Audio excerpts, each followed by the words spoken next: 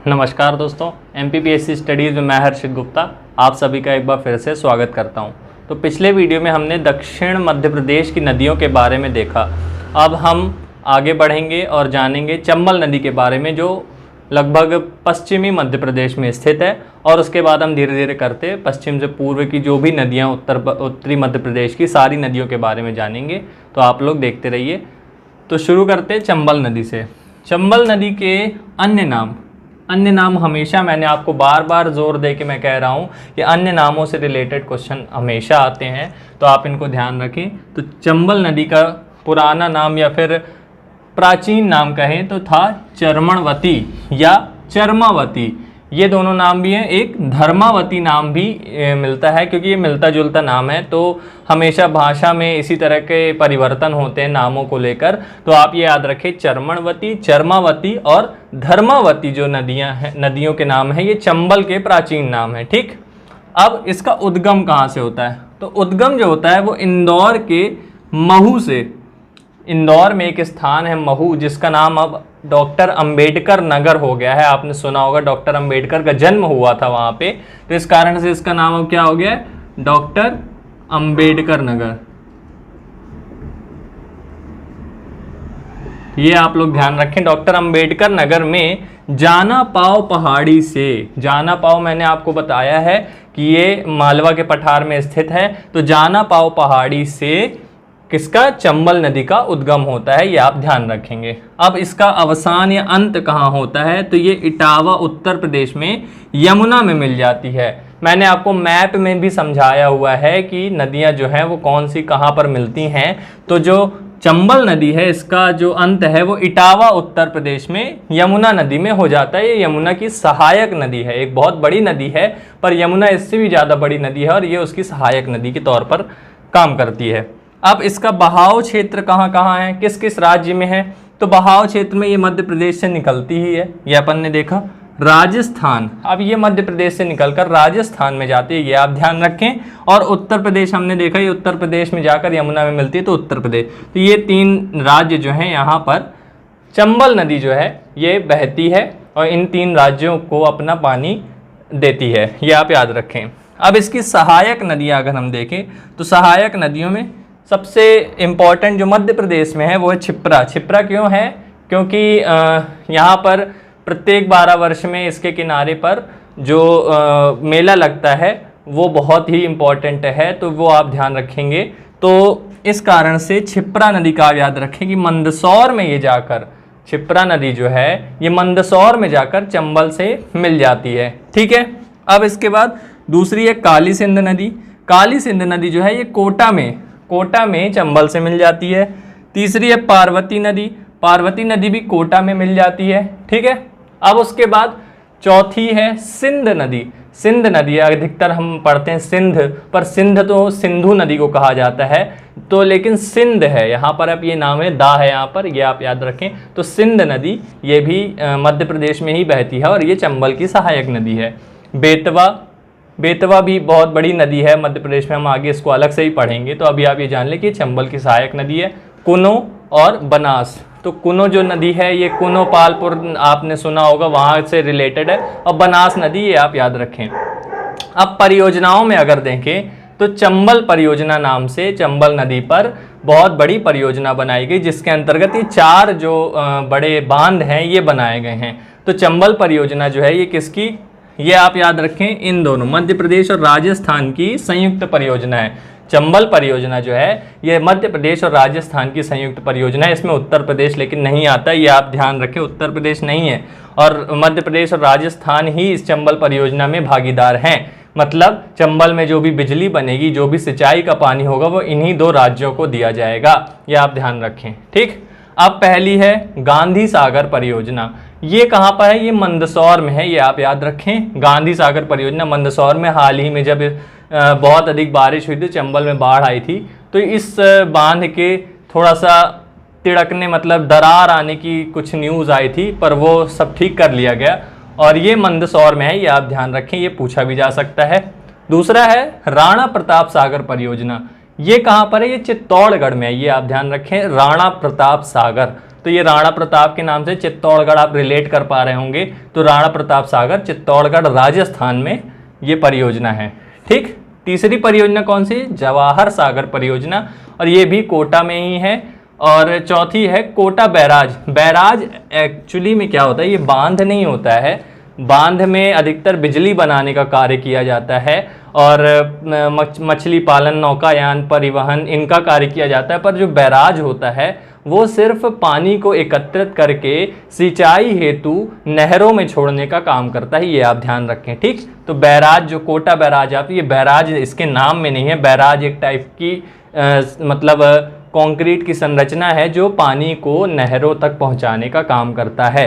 ठीक, ये आप ध्यान रखें, ये चारों का नाम आप जरूर से याद रखें, गांधी सागर, राणा प्रताप सागर, जवाहर सागर और कोटा बैराज। ठीक है, इसकी क्षमताओं के बारे में हम बाद में बात करेंगे, जब हम मध्य प्रदेश में ऊर्जा के बारे में पढ़ेंगे तो मैं आपको इसके पूरा विस्तार में बताऊंगा। ठीक है, अब भिंड, मुरैना, श्योपुर में एलुवियल चट्टानें पाई जाती हैं। एलुवियल जो प्रकार की चट्टानें होती हैं वो पाई जाती हैं, जिन्हें काटकर अवनालिका अपर्दन कर बीहड़ बनाती है चंबल नदी। ये आपको ध्यान रखना है, ये चंबल नदी के बारे में सबसे इंपॉर्टेंट फैक्ट है, ये आप याद रखेंगे कि भिंड, मुरैना, श्योपुर, ये तीनों आप मैप में देख पा रहे होंगे कि मध्य प्रदेश के उत्तरी भाग में है, और यहीं पर जो मध्य प्रदेश और राजस्थान की सीमा बनाती है चंबल नदी, यहीं पर इन तीनों जगहों पर ही जो चट्टानें हैं उन्हें काट कर नदी बही है पहले पुरातन समय में, और वहाँ पर उसने बीहड़ों का मतलब निर्माण कर दिया। आप देख पा रहे होंगे फोटो में कि बीहड़ किस प्रकार से होते हैं। बीहड़ बहुत बड़े बड़े गड्ढे बन जाते हैं मिट्टी में, नदियों के फैलकर बहने के कारण नदियां अपना मार्ग बार बार परिवर्तित करती हैं और मिट्टियों को काटती हैं, तो चट्टानें कहीं ऊपर कहीं बहुत नीचे हो जाती हैं, जिस कारण से बीहड़ जो होता है वो बनता है। ये बीहड़ इसलिए कहते हैं क्योंकि यह जो ज़मीन होती है यह फिर आगे किसी काम की नहीं रह जाती, ना इसमें कृषि की जा सकती है, ना ही यहाँ पर निवास स्थान बनाए जा सकते हैं या फिर कोई फैक्ट्री उद्योग लगाए जा सकते हैं, ये आप ध्यान रखें। तो बीहड़ जो है इसी कारण से डाकुओं को आश्रय दे देता है, मतलब डाकू यहाँ पर आसानी से छिप जाते हैं। यहाँ पर बहुत सारी गलियाँ टाइप की बन जाती हैं, तो जिस कारण से डाकुओं को छिपने में सहायता होती है, और यहाँ पे इसीलिए चंबल के बीहड़ जो हैं वो बहुत प्रसिद्ध हैं, डाकू वहाँ पर छिपकर रहते हैं, ये आप ध्यान रखें। ठीक, अब मुरैना जो है इस समस्या से ग्रसित, सबसे ज़्यादा ग्रसित है जो जिला मुरैना है, ये सबसे ज़्यादा ग्रसित है चंबल के बीहड़ वाले या अवनालिका अपर्दन वाली समस्या से। तो ये था चंबल के बारे में पूरा। अब आप देखते हैं अगली नदी कौन सी है। अब आगे देखते हैं हम क्षिप्रा नदी को, जो चंबल की सहायक नदी थी, मैंने आपको बताया। तो क्षिप्रा नदी, इसे मालवा की गंगा भी कहा जाता है। मैं बार बार आपसे कह रहा हूँ कि जो भी अन्य नाम होते हैं नदियों के वो बहुत ही ज़्यादा इंपॉर्टेंट होते हैं। तो आप क्षिप्रा का नाम क्या याद रखेंगे, मालवा की गंगा। मालवा रीजन आपने पढ़ा है कि कौन सा था, तो मालवा रीजन की जो गंगा नदी है, पवित्रता के हिसाब से मालवा की गंगा क्षिप्रा नदी को कहा जाता है, ये आप याद रखें। अब उद्गम इसका होता है काकराबर्डी पहाड़ी, उज्जैनी गांव, इंदौर। अब कन्फ्यूज़न कहाँ होता है कि क्षिप्रा नदी को जब भी हम सुनते हैं तो उज्जैन में जो सिंहस्थ मेला या महाकुंभ लगता है उसके रेफरेंस में सुनते हैं, तो हमें ये लगता है कि मेनली हो सकता है कि जो अपनी क्षिप्रा नदी है वो उज्जैन से ही निकलती हो। पर आपको ये याद रखना कि उज्जैनी गांव से निकलती है, ना कि उज्जैन से। उज्जैन में बहती है, पर जो उज्जैनी गांव है वो इंदौर में आता है। कहाँ पर आता है, इंदौर जिले के अंतर्गत आता है। तो अगर आपको ये क्वेश्चन आता है कि क्षिप्रा नदी जो है उसका उद्गम कहाँ से होता है और जिलों के नाम दिए हैं इंदौर, उज्जैन, देवास, भोपाल, कुछ भी, तो आपको उज्जैन ना लगाकर ये याद रखना है उज्जैनी गांव है जो इंदौर जिले में है, तो इंदौर आंसर लगाना, ये आप याद रखें। और काकराबर्डी पहाड़ी, ये आप याद रखें। ठीक, अब इसका अंत या अवसान कहाँ पर होता है, तो इसका अंत होता है मंदसौर जिले में, ये चंबल से मिल जाती है। ठीक है, चंबल की सहायक नदी है तो मंदसौर जिले में चंबल से मिल जाती है। अब इसकी लंबाई कितनी, इसकी लंबाई है 195 किलोमीटर। छोटी नदी है कि क्योंकि ये इंदौर से निकली, उज्जैन, रतलाम और यहाँ पर आगे जाके मंदसौर में ये चंबल से मिल जाती है, तो ज़्यादा नहीं है, 195 किलोमीटर है। और हाँ, चंबल की आप लंबाई लिख लें, चंबल की लंबाई आप 1040 किलोमीटर लिख लें, ये मैंने आपको पीछे नहीं बताया है, तो आप याद रख लें 1040 किलोमीटर चंबल की लंबाई है। ठीक है, यहाँ मैं लिख देता हूँ चंबल की लंबाई है ये। ठीक है, चंबल की लंबाई 1040 किलोमीटर। अब सहायक नदियाँ, सहायक नदियों में खान नदी और गंभीर नदी। ये खान नदी जो है ये इंदौर में बहती है और ये बहुत ज़्यादा प्रदूषण का शिकार हो गई है। इंदौर एक विकसित होता हुआ शहर है, मध्य प्रदेश का सबसे विकसित शहर हम कह सकते हैं इंदौर है, और भोपाल भी है, पर इंदौर अधिक विकसित शहर है और वहाँ पे इंडस्ट्रीज़ भी काफ़ी हैं। तो खान नदी जो है ये इंदौर में है, ये आप याद रखें, और इंदौर में ये बहुत ज़्यादा ही प्रदूषण का शिकार हो गई है, ये आप याद रखें। और ये किसकी सहायक नदी है? क्षिप्रा की सहायक नदी है। क्षिप्रा भी आजकल बहुत ही ज़्यादा प्रदूषण का शिकार है। जब अभी लेटेस्ट जो कुंभ मेला वहाँ पर लगा था, अर्ध कुंभ था आई थिंक, तो वो जो अर्ध कुंभ था वो मतलब एक कुंड में बहुत बड़े से कुंड में या तालाब में पानी क्षिप्रा का भरकर वहाँ पर साफ़ सफाई करके करवाया गया, क्योंकि जो क्षिप्रा नदी है वो बहुत ही ज़्यादा प्रदूषण का शिकार है और प्रदूषित पानी में नहाने से बहुत सारी स्किन की बीमारियाँ, जो त्वचा की बीमारियां हैं वो फैलती हैं, और उस पानी को पीने से हमारे लिवर और जो भी मतलब अंदरूनी अंग हैं उनमें बहुत ज़्यादा प्रभाव पड़ता है। तो ये आप याद रखें। अब ये उज्जैन, रतलाम और मंदसौर में बहती है। ये मैंने आपको बताया कि ये कहाँ कहाँ बहती है, उज्जैन, रतलाम, मंदसौर में बहती है। ठीक, प्रत्येक 12 वर्षों में सिंहस्थ महाकुंभ का मेला लगता है। ये आप याद रखें कि प्रत्येक 12 वर्षों में लगता है। अर्ध कुंभ आई थिंक प्रत्येक 6 वर्ष में लगता है। आप एक बार कंफर्म कर लेंगे या तो मैं आपको आगे कभी बता दूंगा, ये टॉपिक आते रहेंगे क्योंकि। ठीक है, अब ये एक और इंटरेस्टिंग टॉपिक है इसके बारे में कि समुद्र मंथन के पश्चात, जो समुद्र मंथन से 14 रत्न निकले थे, उसमें कौस्तुभ मणि और अमृत और विष और कामधेनु गाय और ये अपना बहुत सारे मतलब अलग अलग रत्न थे, जो इंद्र का ऐरावत हाथी है, तो ये सारी चीज़ें जो निकली थी, तो ये इनका बंटवारा देवताओं और असुरों ने कहाँ पर, उज्जैन में क्षिप्रा के पास पे ही किया था। ये आप याद रखें, ये इसका पौराणिक महत्व है। ये वैसे अधिकतर चीज़ें पूछी नहीं जाती, पर आप अपने नॉलेज के लिए याद रखें, हमारा पौराणिक महत्व जो होता है उनसे हमें जानना चाहिए। तो ये था क्षिप्रा नदी के बारे में सारी जानकारी, और आगे हम देखते हैं एक और छोटी नदी के बारे में। तो अब अगली नदी हम देखेंगे काली सिंध नदी। काली सिंध नदी के बारे में जानते हैं। काली सिंध नदी का उद्गम जो है देवास जिले के बागली गांव से होता है।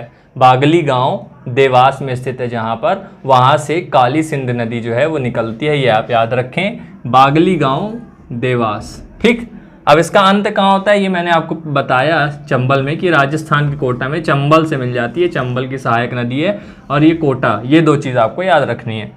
ठीक, अब इसकी लंबाई कितनी, लंबाई इसकी है 150 किलोमीटर या 150 किलोमीटर। ये आप याद रखें, छोटी नदी है, ज़्यादा बड़ी नदी नहीं है। अब ये देवास, शाजापुर और राजगढ़ में बहती है। ये आप याद रखें, क्योंकि एक अधिकतर नदियों के किनारे बसे शहरों के नाम से पूछ लेता है कि यह किस नदी के किनारे है। तो ये आप याद रखें कि देवास, शाजापुर और राजगढ़, हम बड़ी बड़ी नदियों के शहरों को किनारे बसे शहरों को याद रखते हैं, पर छोटी नदियों में नहीं याद रखते। पर हमें क्या करना है कि मध्य प्रदेश का एग्ज़ाम है, तो हमें मध्य प्रदेश के हर एक कोने के बारे में डिटेल में जानकारी होनी चाहिए। आप पिछले साल के पेपर जो हैं उन्हें उठाकर देखिए कि उसमें अधिकतर छोटी जगहों से रिलेटेड क्वेश्चन भी पूछता है, और इस तरह के भौगोलिक क्वेश्चन तो बहुत अधिक पूछता है, ये आप याद रखें। ठीक, अब जो देवास का सोनकच्छ शहर है वो काली सिंध नदी के किनारे बसा है। सोनकच्छ बहुत इंपॉर्टेंट जगह है, ये पौराणिक महत्व और प्राचीन महत्व से भी जुड़ा हुआ है, तो इसलिए सोनकच्छ शहर ये प्रसिद्ध है। तो आप याद रखिए किस नदी किनारे है, काली सिंध नदी के किनारे है, ये आप याद रखें। ठीक, तो अब ये आप कैसे याद रखते हैं, जैसे सोनकच्छ को हमें सोना, और सोना काली कमाई का सोना, ऐसे आप याद रखें, तो सोनकच्छ और काली सिंध आपको याद हो जाएगा। अगली एक छोटी सी नदी है पार्वती नदी, तो उसको हम क्या दें, उद्गम उसका कहाँ से होता है, सीहोर के आष्टा से होता है। आष्टा से कहाँ से होता है, पार्वती नदी का जो उद्गम होता है सीहोर के आष्टा से होता है, और इसका अंत वही कोटा में जाके चंबल से मिल जाती है, चंबल की सहायक नदी है। ठीक, अब ये नया जिला जो बना है कौन सा? चाचौड़ा। गुना में जो गुना से अलग होके नया जिला बना है चाचौड़ा, इसके बारे में क्वेश्चन पूछा जा सकता है। ये नया आपको अपडेटेड मैं बिल्कुल बताता हूँ जब भी नॉलेज देता हूँ। तो चाचौड़ा गुना में जो पार्वती नदी ही बहती है, ये आपको याद रखना है। नया जिला है इसलिए पूछ सकता है कि चाचौड़ा किस नदी के किनारे बसा हुआ है, तो ये आपको याद रखना है, पार्वती नदी के किनारे बसा हुआ है, ये आप याद रखें। ठीक, तो ये थे आज की नदियों की जानकारी। आगे की वीडियो में हम और जो भी नदियाँ बची हुई हैं उनको देखेंगे और धीरे धीरे करके नदियों के चैप्टर को हम ख़त्म करेंगे। तब तक आप लोग पढ़ते रहिए और सुरक्षित रहिए, और आगे की नए सिलेबस के हिसाब से मैं आपकी तैयारी करा रहा हूँ, तो उसको कंटिन्यू रखें, नोट्स ज़रूर बनाते जाइए। और मैं आपसे अगले वीडियो में मिलता हूँ, तब तक के लिए जय हिंद, जय भारत दोस्तों।